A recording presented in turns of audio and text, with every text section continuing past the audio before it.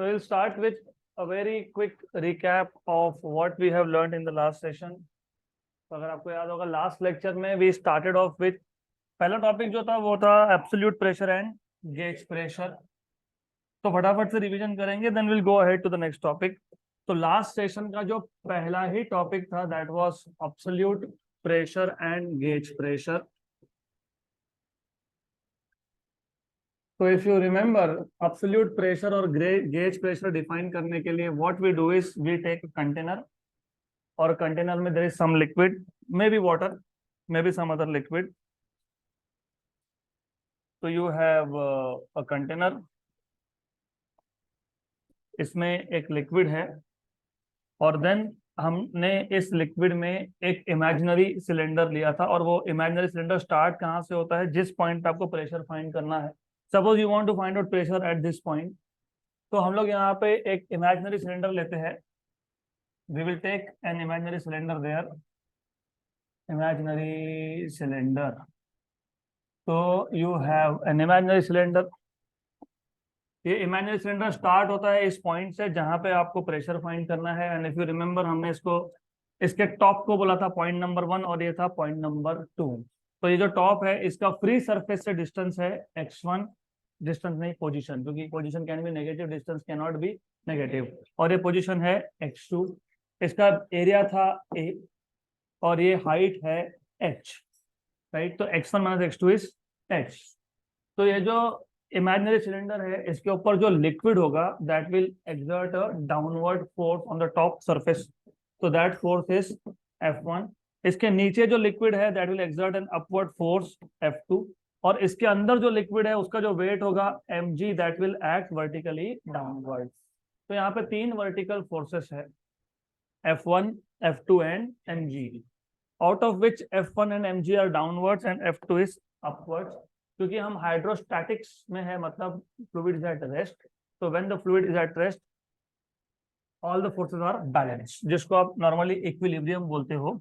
तो in that case upward force and downward force will be balanced. तो F2 equal to F1 plus mg, लेकिन force होता है pressure into area. तो ये आपको मिल जाएगा P2A equal to P1A plus mass is volume into density. तो P2A equal to P1A, volume था area into height. Height is x1 minus x2, right, rho g. तो वॉल्यूम आ गया a इंटू हाइट और रो जी साथ में. तो a कॉमन निकाल के कैंसल. तो P2 equal to P1 plus x1 minus x2 rho g. तो ये जो इक्वेशन है this gives you pressure as a function of depth.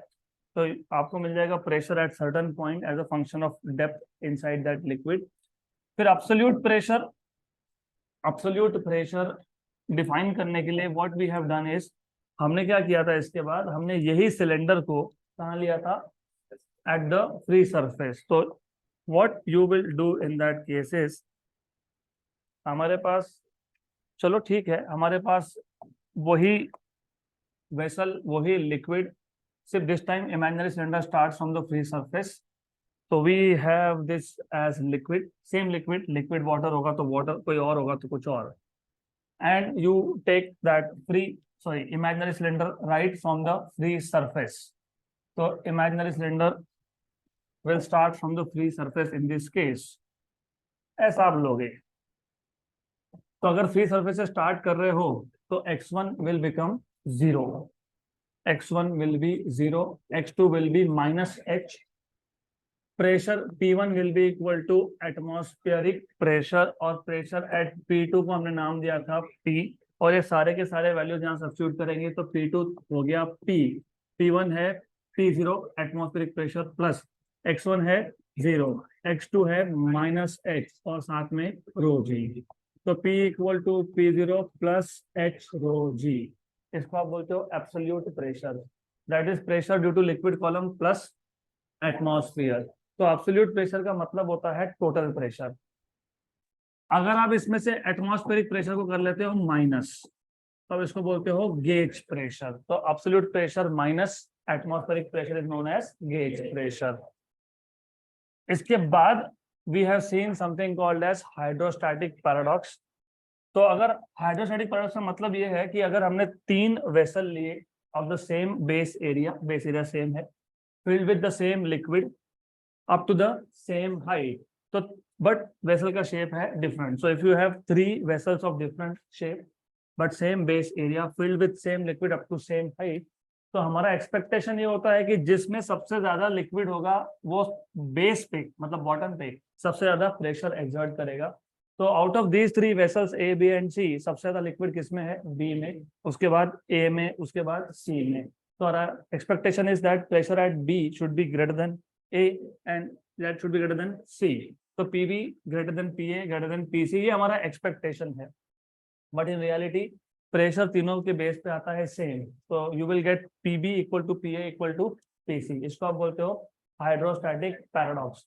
Paradox का मतलब सिर्फ इतना था कि what we are expecting reality is actually opposite of it। तो हम एक्सपेक्ट कर रहे थे कि प्रेशर सेम नहीं आएगा लेकिन प्रेशर सेम आता है। तो प्रेशर सेम क्यों आता है? तो हमने देखा था इट इज बिकॉज अगर मैं वेसल बाय वेसल एनालिसिस करूं, if I take first vessel A, तो इन दिस केस जहां जहां लिक्विड सरफेस के साथ कांटेक्ट में है वो सरफेस पे क्या एक्सर्ट करता है? Force. That force is action. और लिक्विड उसको सरफेस उसको रिएक्ट करता है। तो action is force of liquid on the surface and reaction is force due to surface on the liquid। तो पहले केस में जो रिएक्शन फोर्सेस है they are only horizontal equal but opposite. तो ये हो गया कैंसल। सिर्फ एक चीज याद रखना, क्योंकि आप 3D को 2D में देख रहे हो तो आपको क्या दिख रहा है कि 2 ही कंपोनेंट्स। ऐसा नहीं होता है। कंटेनर का शेप है सर्कुलर, तो पूरे सर्कमफ्रेंस पे ऐसे आएंगे। यहाँ पे 2 है तो इधर भी 2 है, अपोजिट डायगोनली अपोजिट भी होंगे तो they all will cancel out, right. और रिएक्शन के सारे कंपोनेंट्स होंगे, वर्टिकल कंपोनेंट्स तो है ही नहीं तो ये हो गए कैंसल। वर्टिकल कंपोनेंट्स है नहीं तो यहाँ पे pressure is only due to weight that is vertically downwards. तो just to tell you, A के केस में प्रेशर में रिएक्शन का कोई भी कंट्रीब्यूशन नहीं है, only contribution is coming from weight of the liquid. यहाँ तक क्लियर? लेकिन if we talk in terms of about vessel B, तो अगर आप वेसल बी की बात करोगे तो आइडियली ये था कि वेसल बी में सबसे ज्यादा लिक्विड था तो सबसे ज्यादा प्रेशर होना चाहिए था at the base of B, क्योंकि यू एक्सपेक्ट कि सबसे ज्यादा वेट होगा इन वेसल बी। लेकिन एक्शन किसका? एक्शन किसका? लिक्विड का। किस पे? सरफेस पे। This is the action. तो सरफेस क्या करता है? Normal reaction, and normal reaction is normal to the surface in contact. तो ये जो नॉर्मल रिएक्शन है इसके 2 कंपोनेंट हो जाएंगे, horizontal and vertical. Horizontal components will cancel out, vertical components will add up but in upward direction. तो upward direction में add up हो जाएगा वो। तो because of that normal reaction जो है वो ऊपर की तरफ है, वेट नीचे की तरफ है। तो जो वेट ज्यादा होना चाहिए था नॉर्मल रिएक्शन ने इस वेट को कर दिया कम। तो effective weight in case B is equal to in case A.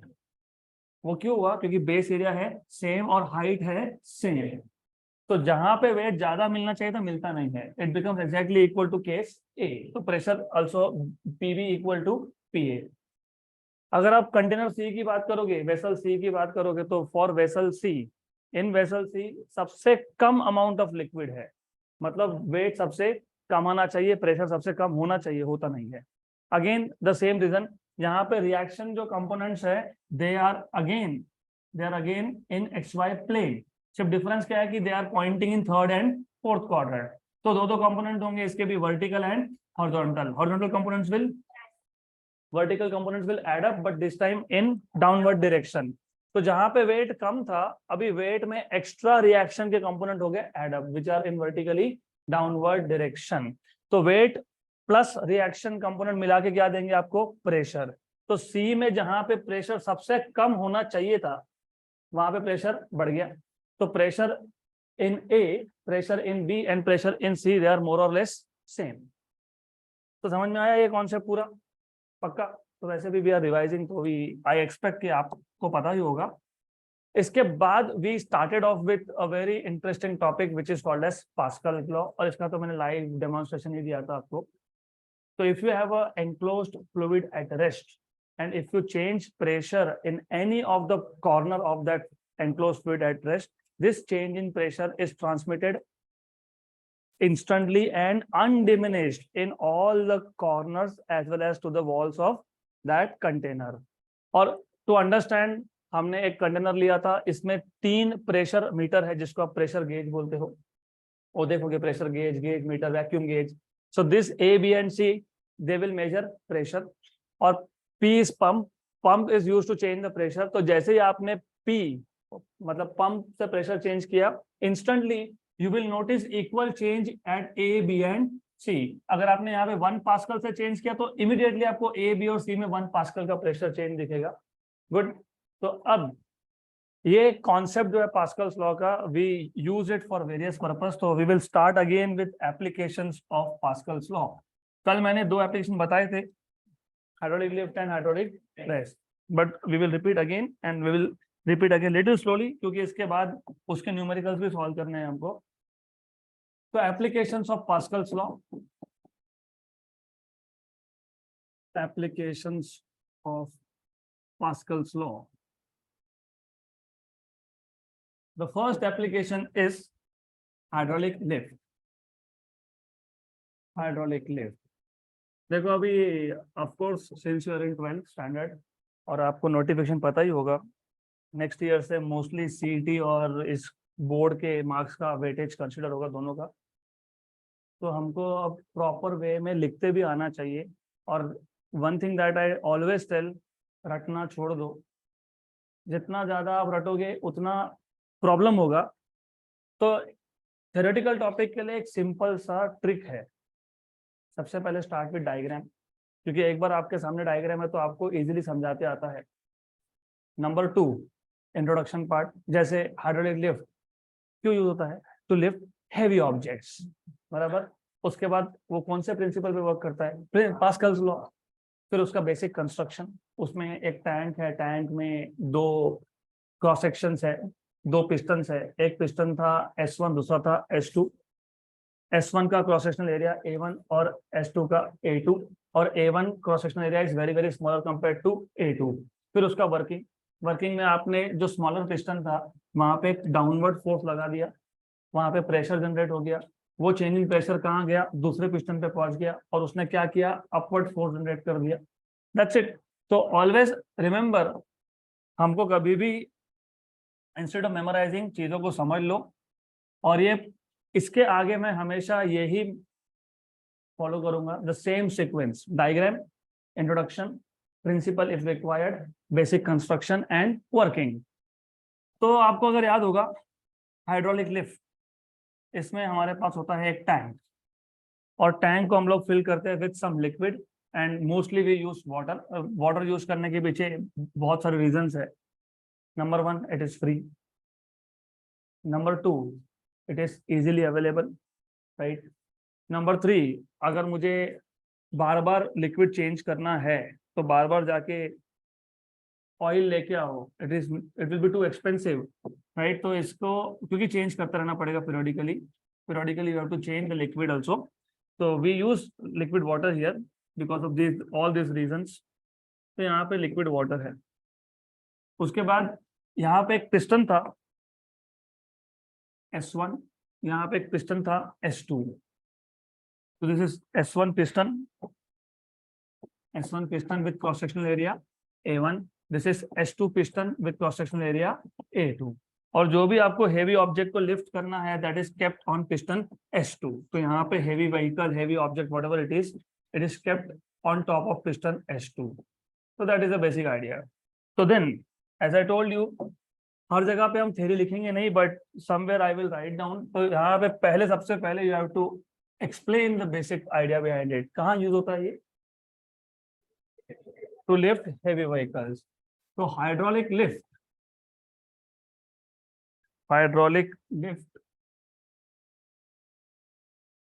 is used to lift heavy vehicles या heavy objects. It works on the principle of Pascal's law. It works on the principle of Pascal's law.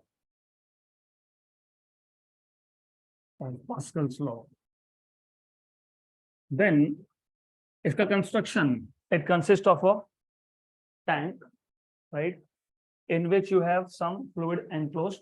और इसमें क्या है, दो piston है, S1 and S2. So it consists of a tank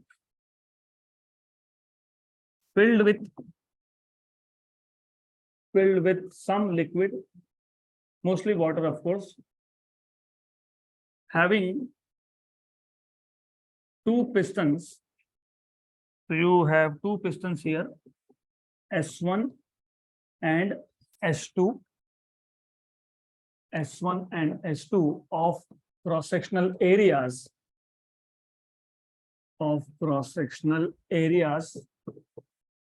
A1 and A2 respectively. और area किसका ज्यादा है, A2 का. तो here A2 is very greater than A1. इसके बाद हमने क्या किया था, इसके बाद हमने एक स्मॉल फोर्स F1 अप्लाई कर दिया था स्मॉलर पिस्टन पे. So then we apply a small force F1 on smaller piston. This force will generate pressure, and this pressure, due to Pascal's law, will be transmitted undiminished and instantly, and it will reach piston S2. This small force F1 will be converted to large force F2. This small downward force F1 will be converted to large upward force F2. Right? तो simple सी बात है. A small downward force is applied कहाँ पे, to the piston S1, which produces pressure, P. Then this pressure P instantly reaches, कहाँ पहुंचेगा ये, piston S2. Therefore, अभी यहाँ भी प्रेशर P था, कहाँ पे, यहाँ पे प्रेशर कितना है, P. बट प्रेशर क्या होता है, फोर्स अपॉन एरिया. तो ये जो आपने डाउनवर्ड फोर्स लगाया था, जिसने प्रेशर P जनरेट किया, कहाँ पे लगाया था डाउनवर्ड फोर्स आपने, पिस्टन S1. तो पिस्टन S1 पे प्रेशर क्या आएगा, pressure will be force upon area. कौन सा फोर्स, कौन सा एरिया. और ये जो प्रेशर P था, ये कहाँ पहुंच गया, S2 पे. तो ये pressure P will also be equal to F2 by A2. Equation number 2 and equation number 1. So from 1 and 2, left hand side is same. So right hand side will also be same. So therefore, from equation number 1 and 2, what we will get is simple. F1 by F. चलो ठीक है, okay. F1 by A1 equal to F2 by A2. Okay. मतलब F1 by F2 equal to A1 by A2. मतलब F2 by F1 equal to A2 by A1. But as you already know, A2 is very greater than A1. So A2 by A1 is very greater than 1. Therefore, F2 by F1 is also very greater than 1. Therefore, F2 is very greater than F1. So जो small force F1 था, it is basically converted to a large force F2, and this is how you can basically generate a very large force to lift heavy vehicles. Clear? तो अब अगर आपको hydraulic lift अच्छे समझ में आ गया तो सब कुछ सेम ही है. हाइड्रोलिक प्रेस और हाइड्रोलिक लिफ्ट, सिर्फ पहला सेंटेंस चेंज होता है और बीच में एक लाइन एक्स्ट्रा आती है. जैसे यहाँ पे आपने बोला hydraulic lift is used to lift heavy object, वहां पे बोलोगे hydraulic press is used to extract oil और प्रेस कॉटन और to make thin sheets of metal. That's it. क्योंकि वो 3-4 काम के लिए यूज होता है. It is used either to extract oil. मैं बता देता हूँ हाउ डज दैट वर्क. तो जो सेकेंड नंबर का हमारा एप्लीकेशन है, that is hydraulic press. Hydraulic press और हाइड्रोलिक लिफ्ट में ज्यादा डिफरेंस नहीं है. तो hydraulic press and hydraulic lift more or less same है। तो ओनली डिफरेंस हियर इज, ये जो हाइड्रोलिक लिफ्ट था, इसमें जो H2 पिस्टन है, इसके ऊपर एक फिक्स प्लेटफॉर्म लगा देते हैं जिसको हम लोग बोलेंगे M, लेट अस से। तो what we will have is,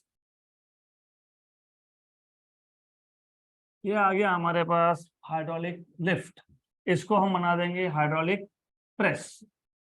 तो this is what is to be done, बस सिंपल सा केस। इसके ऊपर एक फिक्स प्लेटफॉर्म लगा दिया, this fix platform is called as M। That is the only change, बाकी सब कुछ सेम है, कंप्लीटली सेम है। और क्या करते हैं ना, यहाँ पे एक छोटा सा विंडो डाल देते हैं। Y window? बिकॉज जिस चीज को आपको प्रेस करना है उसको आपको यहाँ से अंदर डालना पड़ेगा। फॉर एग्जाम्पल, अगर सोयाबीन से ऑयल एक्सट्रैक्ट करना है, तो you put soybean here, apply a small force, it will produce a pressure P here. ये प्रेशर P यहाँ पे आ जाएगा, it will become F2 by A2। तो small force F1 is converted to large force F2। सब कुछ same है। तो क्या चेंज है? सिर्फ पहला sentence. So that is why I will skip writing down all the things here. Simple sentence. Hydraulic press is used to extract oil from a given raw material. Raw material can be sunflower. क्योंकि आप खाते हो ना बहुत बहुत type के oil, sunflower, soybean, groundnut, vegetable oil, olive oil, etcetera etcetera. तो जिसमें जो भी वो कंपनी बनाता होगा, वो यहाँ पे रॉ मटेरियल डालेगा, and then because of the small force getting converted to large force, this raw material will be pressed. और डेफिनेटली वहाँ पे प्रोविजन होता है, वहाँ से ऑयल को बाहर निकालने का प्रोविजन भी होता है। We will not go into details क्योंकि जरूरत नहीं है उसकी।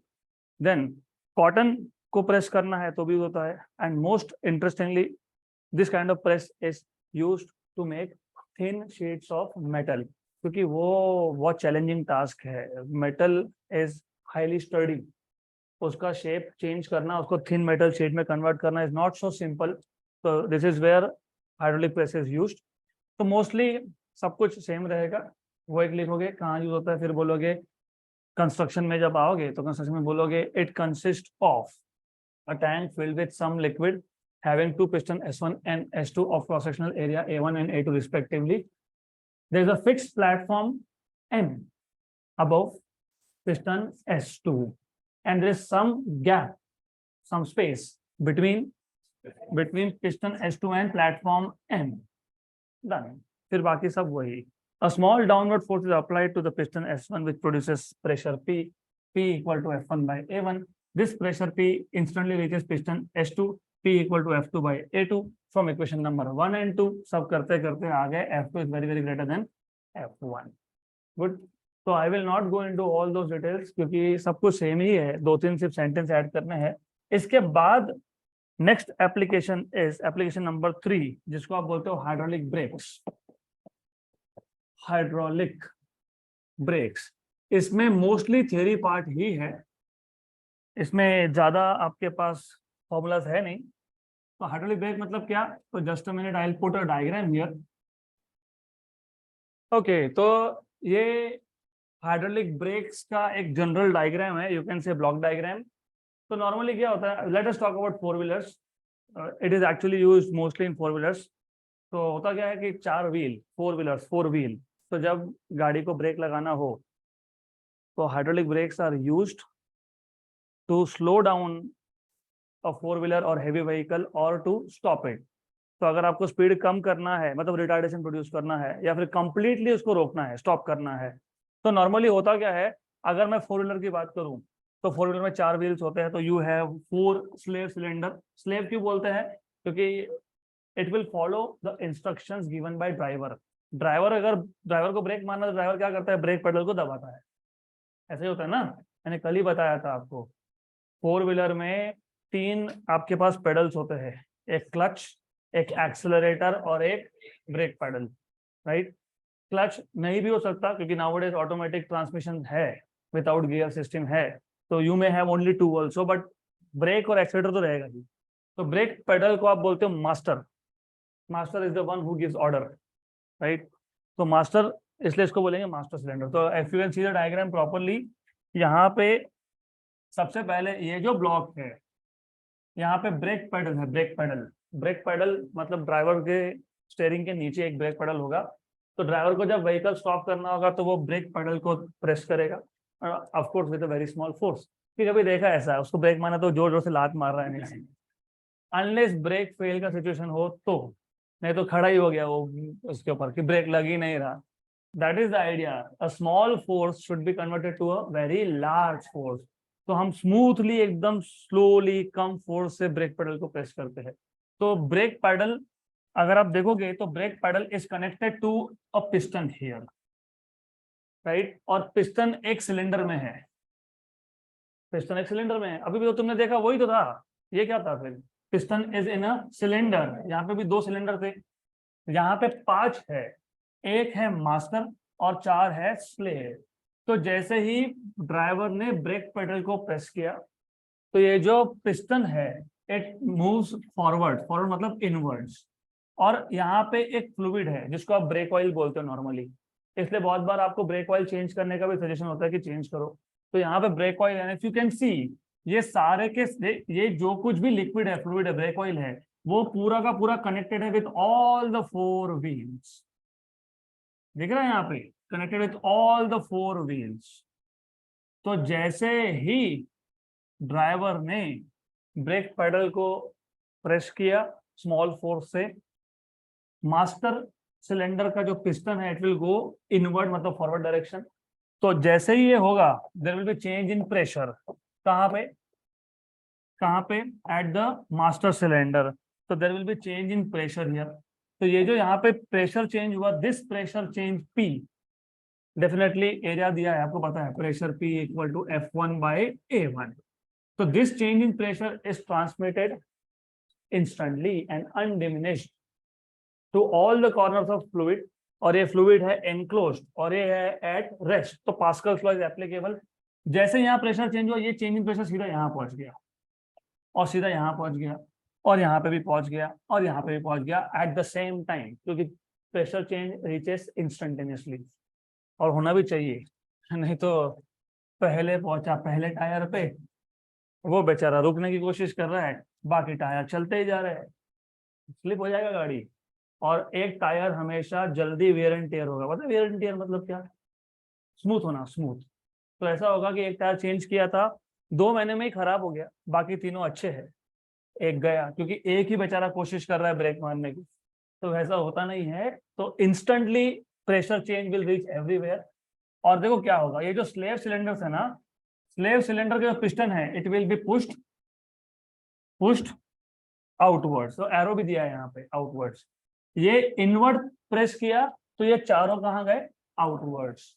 अब होता क्या है, अब आइडियली इसके आगे आपको बुक में दिया नहीं है, सिर्फ आपको इतना बताया है कि as you press the brake pedal then this piston will go inside inward forward direction, change pressure. This change in pressure will reach all the 4 slave cylinders, they are connected to wheel, and the piston in this slave cylinder will be pushed outwards, correct। और उसके आगे क्या होता है ये भी पता होना चाहिए। नॉर्मली क्या होता है, इसके ऊपर एक फ्रिक्शन पैड लगा होता है, जो स्लेव पिस्टन्स है उसके ऊपर एक फ्रिक्शन पैड होता है जिसको आप ब्रेक पैड भी बोलते हो। सुना है कभी, गाड़ी का 2 व्हीलर का भी होता है वैसे, सुना है। गाड़ी का ब्रेक नहीं लग रहा तो पहले वो ब्रेक टाइट करने की कोशिश करते हैं वायर से, फिर भी नहीं लग रहा, फिर वो तुमको बोलते हैं ब्रेक पैड चेंज करो, फ्रिक्शन पैड चेंज करो। तो इसके ऊपर होता है फ्रिक्शन पैड। अब arrangement is something like this, जैसे ही तुमने यहाँ ब्रेक अप्लाई किया ये चारों के चारों स्लेव सिलेंडर स्लेव पिस्टन बाहर गए, उसके ऊपर था friction pad that is normally made up of rubber, rubber का होता है नॉर्मली। और व्हाट हैपेंस इज ये जो फ्रिक्शन पैड है ना, ये स्लेव पिस्टन जैसे ही बाहर गया तो वो जो रोटेटिंग व्हील होता है उसके अंदर चले जाता है ये। तो जैसे अंदर जाएगा, रोटेटिंग व्हील अगर क्लॉकवाइज रोटेट हो रहा है तो ये एंटी क्लॉकवाइज उसको टॉर्क देता है टू स्टॉप। तो this cylinders, these pistons normally are fitted with rubber pads known as friction pads. These friction pads will go inside the rotating drum of wheel, and hence due to friction wheel will stop. So this is how braking system works. इसको hydraulic brake बोलते हो। Hydraulic brake is not disc brake, वो अलग चीज होती है। तो this is hydraulic brake normally use for four wheelers और हेवी व्हीकल्स। समझा? सिंपल है ना। मास्टर कौन? मास्टर कौन? मास्टर कौन ब्रेक पैडल पे, मतलब मास्टर कौन ड्राइवर, और स्लेव कौन है? Four four wheels in this case. तो जैसे ही यहाँ पे ब्रेक पेडल प्रेस किया, small force F1, pressure change होगा, ये प्रेशर चेंज इंस्टेंटली जाएगा हर एक स्लेव सिलेंडर पे, और ये प्रेशर P यहाँ पे आके बन जाएगा F2/A2। Then again F2/A2 and F1/A1 they will be equal, and again as you know F2/F1 equal to A2/A1, लेकिन A2/A1 is very greater than 1, so F2 is very greater than F1, so small force is converted to large force, and this is how braking system works. Clear? Good. So it is time for us to solve some problems now. Example 2.1. तो जिनको पता नहीं, I'll just tell you कि I'll give you sufficient time to note down everything. So don't be in hurry. ये सारे के सारे basics समझ लोगे तो जेई नीट में काम में आएगा। Example number 2.1. Two different liquids of density ρ1 and ρ2 exerts the same pressure at a certain point. What will be the ratio of heights of the respective liquid columns? Extremely simple question है। Question में आपको given क्या है, given condition क्या है, आपको बोला है टू डिफरेंट लिक्विड्स। तो आपके पास दो लिक्विड है, जैसे वाटर एंड केरोसिन, जैसे पेट्रोल एंड केरोसिन, कोई भी दो लिक्विड है, water and oil. These two liquids of density ρ1 and ρ2 exert the same pressure at a certain point. So at a given point they are exerting same pressure. So let us say हमारे पास एक point है यहाँ पे, some point A,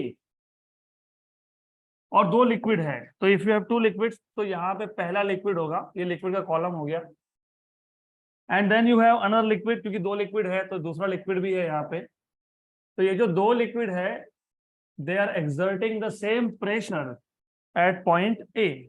तो ये जो liquid number 1 था और ये रेड में लिक्विड नंबर 2 है, तो they are exerting same pressure मतलब P1 इक्वल टू P2। और आपसे पूछा है what will be the ratio of heights of respective liquid columns. तो क्या फाइंड करना है आपको? H1/H2, where H1 is height of first column and H2 is height of second liquid column. Joke. This question is a joke. How do you find out pressure at a given point? H rho G. Then आपको क्या बोला है? P1 equal to P2। तो H1 ρ1 G, G1 मत लिखना, G1 लिख रहे हो इसका मतलब आप बोल रहे हो कि एक पॉइंट अर्थ पे लिया, दूसरा मार्स पे लिया।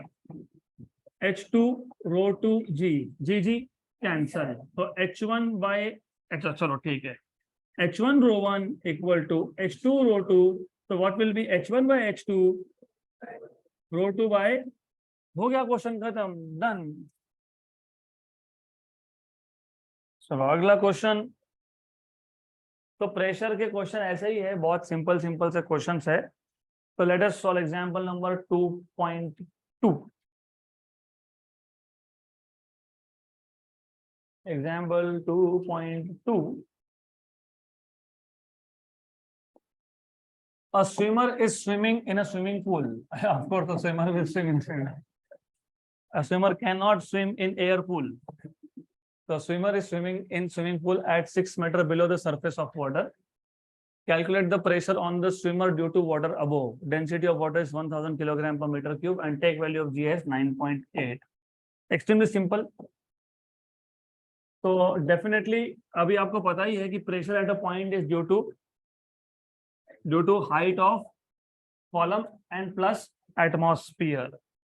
तो let us say this is surface of water. So you have a swimmer which is swimming somewhere over here at a depth of how much? 6 meter. Depth को मैं बोल देता हूँ h, तो h की वैल्यू आपको मिल गई 6 metre, 6 metre. Density of water दिया ही है आपको 1000 किलोग्राम पर मीटर क्यूब, और g की वैल्यू भी बताई ही है आपको 9.8 metre per second square. Good. और आपको पूछा है what is the pressure on this swimmer. तो अभी इसके ऊपर क्या होगा, एटमॉस्फेयर।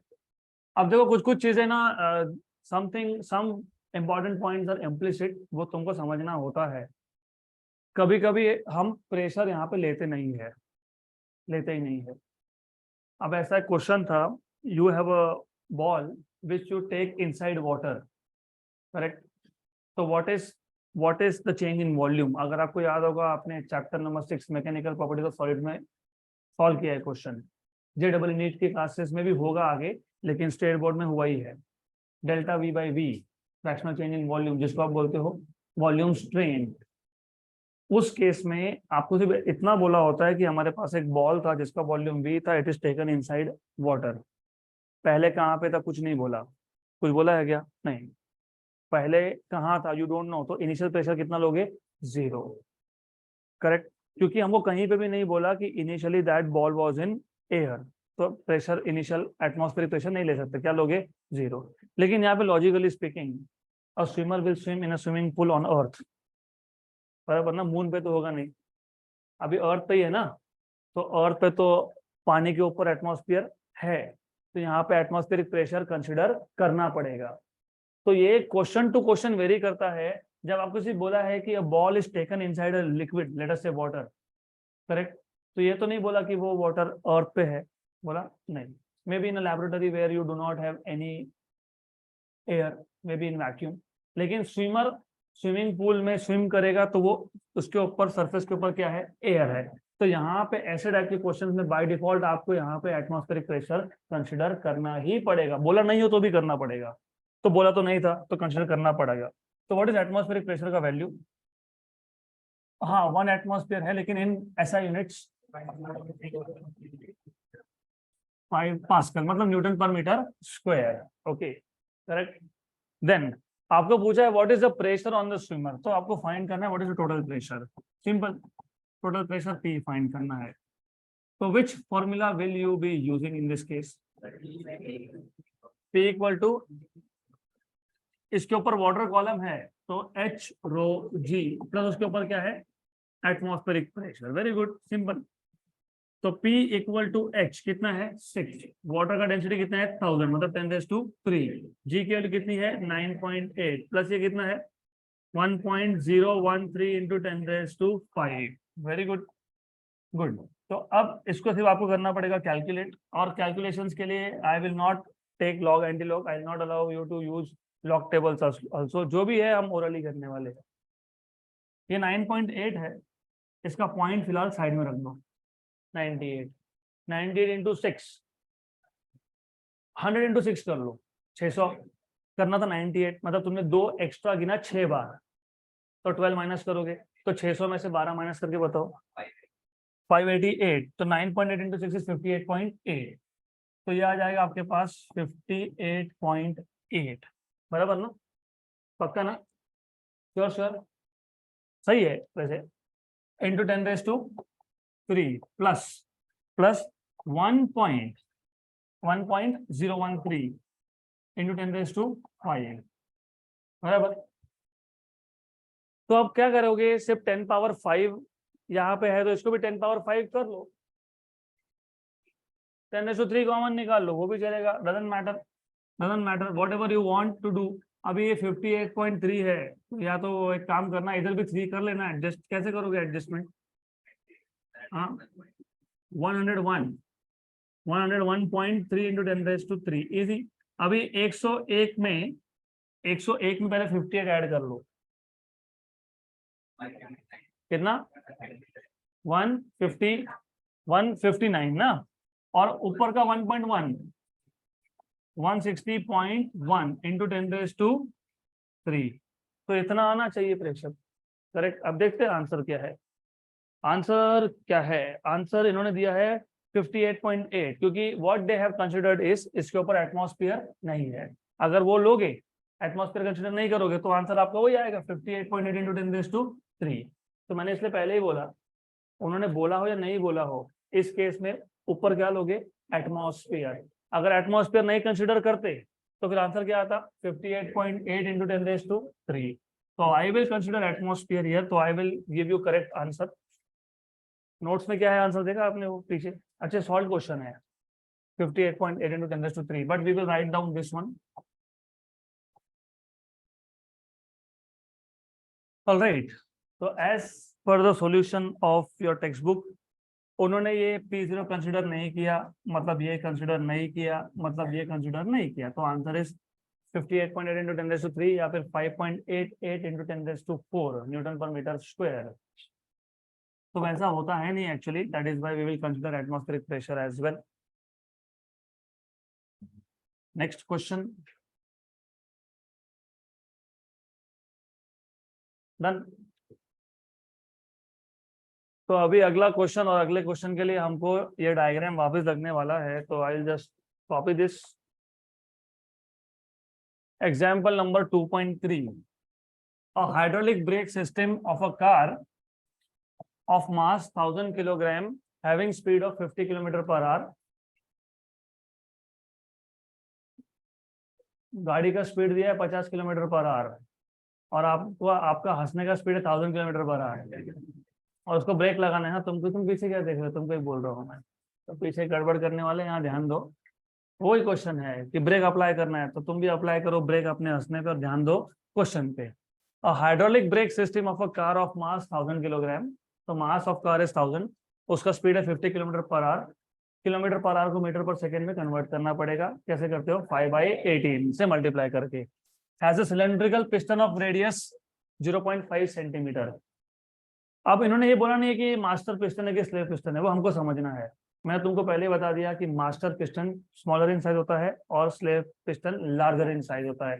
तो दो रेडियस की वैल्यू दी होगी, जो छोटा वैल्यू होगा that is for master and जो बड़ा होगा दैट इज फॉर स्लेव।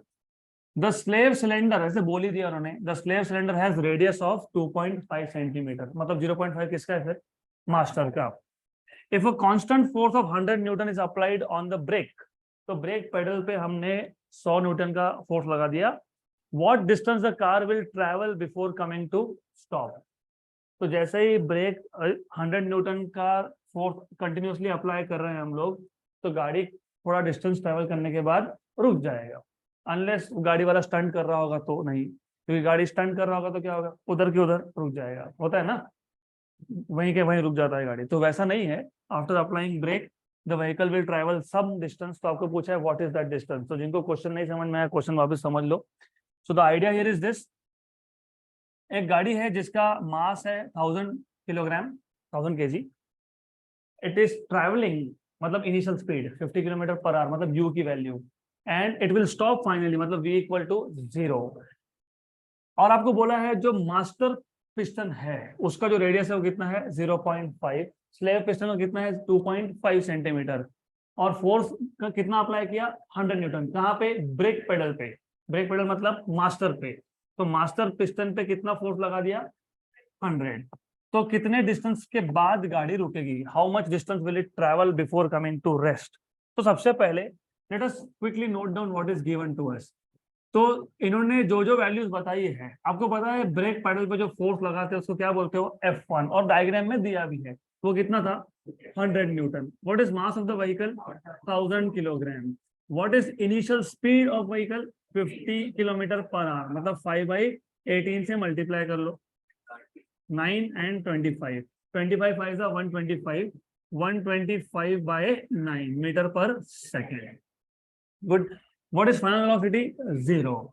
उसके बाद आपको बताया है R1। R1 मतलब ये जो आपके पास मास्टर है, मास्टर का जो सिलेंडर है उसका रेडियस, सिलेंडर का रेडियस मतलब पिस्टन का रेडियस। तो ये जो रेडियस है ये R1 is given to you. How much is this R1? 0.5 centimetre. This is 0.5। और यहाँ पे जो आएगा दैट इज नथिंग बट 2.5। तो डायग्राम थोड़ा सा गलत दिखाया है क्योंकि नॉर्मली स्लेव सिलेंडर का रेडियस बड़ा होता है because area of cross section is greater. तो ये डायग्राम टेक्स्ट बुक में गलत है, तो you also should understand. Slave इसका एरिया ऑफ क्रॉस सेक्शन होता है बड़ा और इसका होता है छोटा। तो एनीवेज, तो व्हाट इज R1?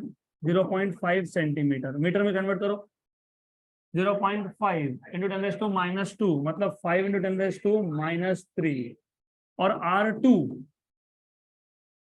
2.5 मतलब 2.5 इंटू 10⁻⁻² मीटर, मतलब 25 इंटू 10⁻³ मीटर, ठीक है, -3 मीटर। डन, यहाँ तक क्लियर? पक्का पक्का, श्योर श्योर। पूछा क्या था, क्या पूछा है? Stopping distance. स्टॉपिंग डिस्टेंस ये हमने चैप्टर नंबर 3 मोशन में भी यूज किया था, स्टॉपिंग डिस्टेंस। यस, अब स्टॉपिंग डिस्टेंस मतलब एस। अब एस तक कैसे पहुंचोगे ये सोचो। v² plus 2as। इसमें आपको v पता है, इसमें आपको u पता है। Something that you don't know is a, that is retardation. बराबर। What is, how do you find out retardation? बताओ। तुमको ये तो पता है ये 0 है, तुमको ये भी पता है, अभी तुमने सॉल्व किया 50 kilometre per hour, 125/9 metre per second, ये फाइंड करना है। तो ये एक ऐसा इक्वेशन है जिसमें हमको जो फाइंड करना है वो भी अननोन है और ए भी अननोन है। तो ए मिल गया तो क्वेश्चन खत्म। तो मुझे बताओ ए कैसे फाइंड करो। F equal to m a, F equal to m a. तो यहां से मिल जाएगा a equal to F by m. Very good, a equal to F by m, a equal to F by m. सही बात है, लेकिन कौन सा एफ?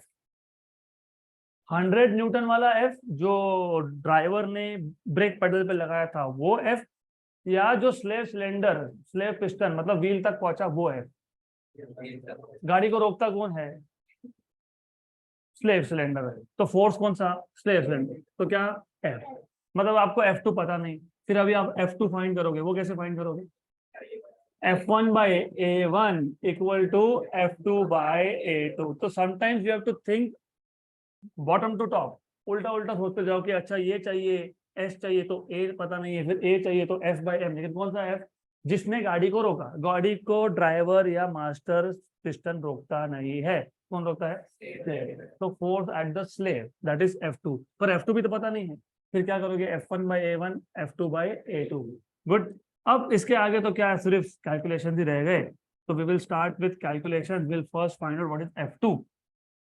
तो F2 from this will be, F2 will be A2/A1 into F1।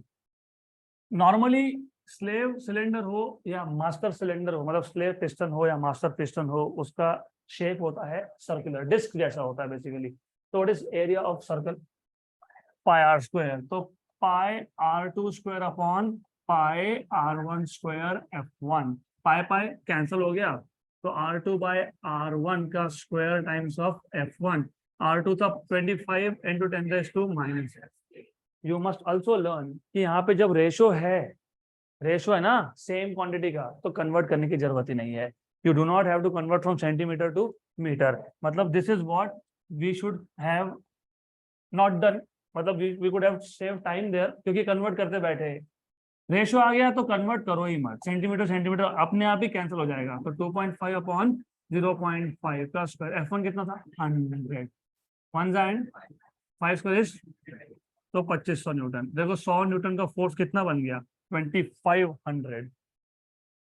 25 times amplification है, मतलब 25 times उसका स्ट्रेंथ बढ़ गया बेसिकली। अब F2 मिल गया, F2 मिल गया तो आपको यहाँ से A मिल जाएगा। Therefore A equal to F2/m। बराबर। तो जब ये फोर्स क्या करेगा? गाड़ी को रोकेगा। तो पूरी गाड़ी को रोकेगा ना, मतलब पूरी गाड़ी का मास लेंगे। कितना मास है पूरी गाड़ी का? 1000। तो 2500/1000 कितना? 1000। That is equal to 2.5 metre per second square. Actually minus आना चाहिए क्योंकि ये रिटार्डिंग है, इट इज रिटार्डेशन हेंस। तो वैसे वहां नहीं लिखोगे तो यहाँ लिख लोगे। तो if you do not write down there, you have to write down here that because this is retardation. तो यहाँ पे क्या लिखोगे फिर? माइनस। तो you will have to write down negative here. तो ठीक है, therefore v² equal to u² minus 2as। This is 0। 125/9 का square minus 2 into 2.5 into s. तो इसको यहां शिफ्ट करो। 2 into 2.5 is 5s equal to 125/9। बराबर। स्क्वायर, हाँ स्क्वायर है। तो इंटू 125/9 1 जा एंड 25। अब इसको सॉल्व करना पड़ेगा। 25 इंटू 125/81। तो जो भी आंसर है, अभी I don't know answer in kilometre है कि मीटर है, तो I think answer should be in metres of course. तो आंसर आपको दिया हुआ है मीटर में। हाँ ठीक है, that is okay, it is given in metres. Good. तो what will be 125 into 25/81?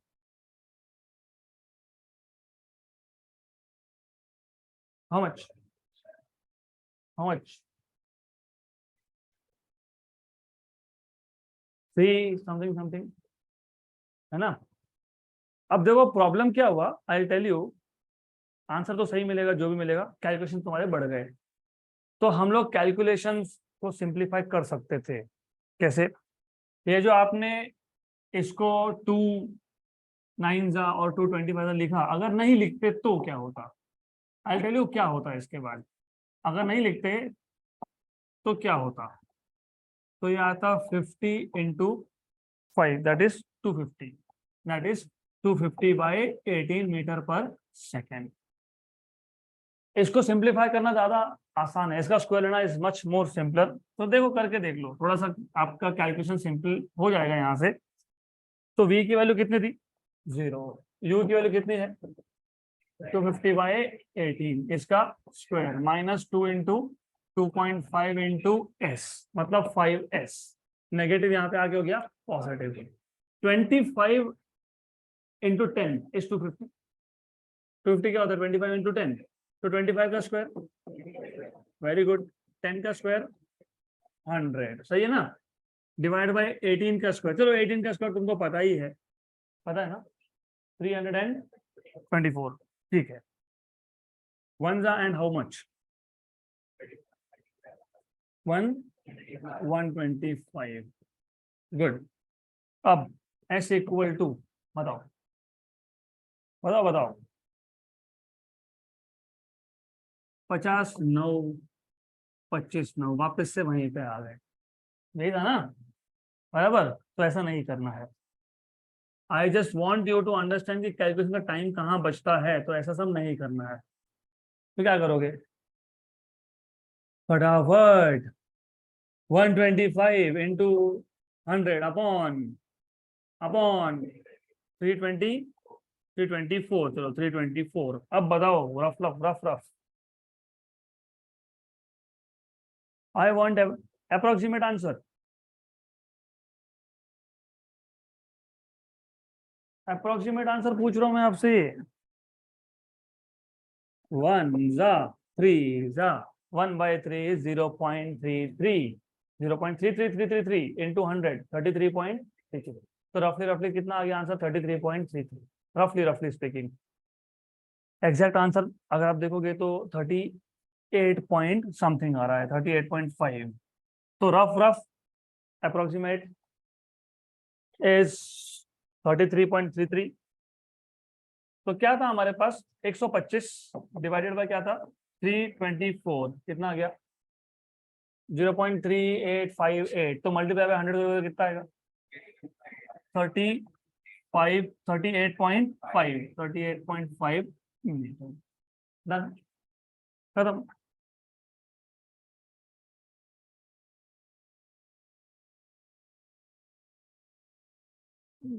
तो there is a shortcut to this question also. ये हमने स्टेप बाय स्टेप किया because first time you should know each and every step involve. लेकिन इसका एक shortcut भी है। शॉर्टकट बहुत सिंपल है, क्योंकि जब स्टॉपिंग डिस्टेंस की बात करते हो तो v होता है 0 और a होता है माइनस, क्योंकि स्टॉप जब होता है तो रिटार्डेशन होता है। तो v क्या बन जाएगा? 0। v बन जाएगा 0, तो दिस इज इक्वल टू 0। तो u square equal to 2a s, तो s equal to u square by 2a। लेकिन a is force upon mass, तो u square upon 2 force upon upon mass. Denominator का denominator कहाँ गया? Numerator में। लेकिन कौन सा फोर्स? F2। लेकिन F2 क्या है? What is F2? What is F2? What is F2? A2 by A1 into F1। तो m into u square upon 2 A2 by A1। तो A1 गया ऊपर into F1। Pi R1 square pi R2 square, तो m u square pi pi cancel, तो R1 square upon 2 R2 square f। अब आपको u पता है, आपको m पता है, आपको R1 पता है, आपको R2 पता है, आपको f1 भी पता है, तो सारे वैल्यू सब्स्टिट्यूट करोगे तो वापस से आंसर आपको वही मिलेगा 38.5 मीटर। तो this is how you can also solve that question. Next question, find the pressure 200 metre below. अभी ये प्रैक्टिस प्रॉब्लम नंबर 10 है, क्योंकि सॉल्व एग्जाम्पल उतने ही थे जितने टॉपिक हमारे हुए, उस पर 3 ही सॉल्व एग्जाम्पल थे, 2.1, 2.2, 2.3। Now let us solve practice problem number 10। Find the pressure 200 metre below the surface of ocean if the pressure on the free surface of liquid is 1 atmosphere. देखो यहाँ पे कितना क्लियरली मेंशन किया है उन्होंने, if the pressure on the free surface of liquid is 1 atmosphere, तो उन्होंने बता दिया कि आपको एटमॉस्फेयर का प्रेशर कंसीडर करना पड़ेगा।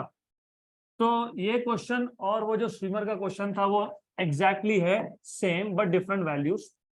तो वहां पे हुआ था कि एक स्विमर है, यहाँ पे बोला एक पॉइंट है, बात तो एक ही है। स्विमर का डेप्थ था 6 मीटर और इस पॉइंट का डेप्थ है 200 मीटर, तो h is given to you as 200 और इसके ऊपर है एटमॉस्फेयर। तो what is being given to you is simple, you have h that is 200 metre and atmospheric pressure is 180 m, and you know 1 atmosphere is 1.013 into 10 raised to 5 Pascal, or you're supposed to find out pressure at that point, find out pressure, तो formula भी तुमको पता ही होगा। how do you find out pressure? P equal to h rho g plus P0, right? तो P pressure is equal to h that is height, और height कितना है 200 into density of water 1000 नहीं 1060। क्यों ऐसा? पहली बात तो उन्होंने बोला है, चलो नहीं मान लेते हैं, उन्होंने बोला है 1060, वो गिवन है, वो नहीं पूछ रहा हूं मैं। ऐसा क्यों 1060 क्यों? सॉल्टी होता है वो, तो सॉल्टी वाटर वो उसका डेंसिटी ज्यादा होता है, तो 1060। और जी की वैल्यू कहीं नहीं बोला तुमको 10 यूज करना, तो फिर 9.8 ही करना पड़ेगा। तो you are suppose to use 9.8 only into, sorry, plus what is P0? 1.013 into 10 raised to 5। अब इसको करो आप सॉल्व, सिंपल है, कैलकुलेशन सिंपल ही है। 1060 का 0 इसको दे दो, कितना हो गया 98। तो P इक्वल टू ये 98 आ गया, ये 200 into 106 into 98 plus 1.013 into 10 raise to 5। तो P इक्वल टू ये इसके 2 0 निकाल लो, फिलहाल निकाल लो, और 90 इंटू 2 कर लो 196। 196 इंटू 106 और जो 2 0 निकाले थे 10 raise to 2 plus 1.013 into 10 raise to 5, correct. अब ये जो 106 है इसको 10.6 कर लो, तो 10 का पावर 1 से बढ़ जाएगा, और 196 को 1.96 कर लो, राइट। तो अभी वो एडजस्टमेंट तो करना ही पड़ेगा आपको, you have to do all this. 1.96 मतलब 10 पावर 2 इसका, प्लस सॉरी मल्टीप्लाइड बाय 10.6 मतलब 10 पावर 1 इसका, तो 10 पावर 3 और 10 पावर 2 तो कितना 10 पावर 5 प्लस 1.013 इंटू 10 पावर 5, तो 10 पावर 5 निकलेगा कॉमन, 10 पावर 5 आ जाएगा कॉमन, और अंदर जो है अभी मल्टीप्लाई करते बैठो उसको मल्टीप्लाई, व्हाट इज 1.96 इंटू 10.6 20 हाँ बराबर है, सही है, 20 पॉइंट समथिंग आएगा वो, 20.776, ठीक है 20.776 20.776 प्लस 1.013, दोनों को ऐड कर लो, ये तो सिंपल है ऐड करना, इजी है ना। 20.776 1.013 987 21.789 इंटू 10 रेज़ टू 5 पास्कल। अब या तो आंसर ये होगा या तो आंसर मेगा पास्कल में होगा। What is mega? 10 raise to 6। तो अगर 10 रेज़ टू 6 चाहिए तो ये डेसिमल शिफ्ट करना पड़ेगा 2.1789 इंटू 10⁻⁶, मतलब 2.1789 इंटू 10⁻⁶, मतलब मेगा बन गया, मिलियन पास्कल, मेगा पास्कल। तो आंसर ये होना चाहिए, कितना है आंसर? 2.1789 मेगा पास्कल, करेक्ट है। डन।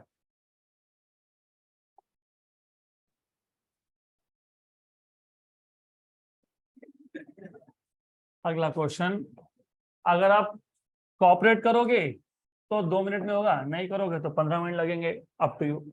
इन हाइड्रोलिक लिफ्ट, इनपुट पिस्टन मतलब जिस पे फोर्स लगाते हो उसको क्या बोलते हो? इनपुट। और जहां से हेवी व्हीकल लिफ्ट होता है वो होता है output. Input piston had surface area of 30 centimetre square, मतलब A1 की A2, A1, very good.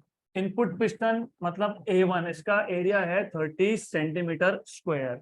And output piston मतलब S2, जहां पे हेवी व्हीकल रखा था उसका एरिया है A2, वो कितना है? कितना है? 1500 सेंटीमीटर स्क्वायर। इसको SI यूनिट में कन्वर्ट करने की कोई भी जरूरत नहीं है, क्योंकि तुम वापस से लोगे रेशो, तो फिर कन्वर्ट करो मत। If a force of 25 Newton is applied, कहाँ अप्लाई करते हो? इनपुट पिस्टन पे, तो क्या बोलते हो? F1। कितना है? 25 newton. What is the weight on the output piston? अब मेरे को बात बताओ, अगर अगर हमारे पास आउटपुट पिस्टन पे एक गाड़ी है जिसका वेट इमेजिन 2 टन है, 2 टन, मतलब 2000 किलोग्राम, 2000 इंटू जी, तो उसको लिफ्ट करना है तो कितना फोर्स लगेगा? जितना उसका वेट है। अगर एक गाड़ी रख दिया मैंने, उसको लिफ्ट करना है तो कितना फोर्स लगेगा? जितना उसका वेट है। अगर कम फोर्स लगाओगे तो लिफ्ट होगा ही नहीं, ज्यादा लगाओगे तो हवा में उड़ जाएगा वो। तो you have to apply force exactly equal to weight. मतलब क्या पूछा है तुमसे? क्या पूछा है? F2 पूछा है, F2 पूछा है, सिंपल। तो how do you find out F2? How do you find out F2? F1 by A1 equal to F2 by A2. Simple, simple. So what is F2 from here? A2 by A1 into F1. What is A2? 1500. That is, and A1 is 30. And this is 25. 1 and 50. 25 5 is 125. 25 50 is 1250. So 1250 Newton. Done. End of the question, and that's it for today.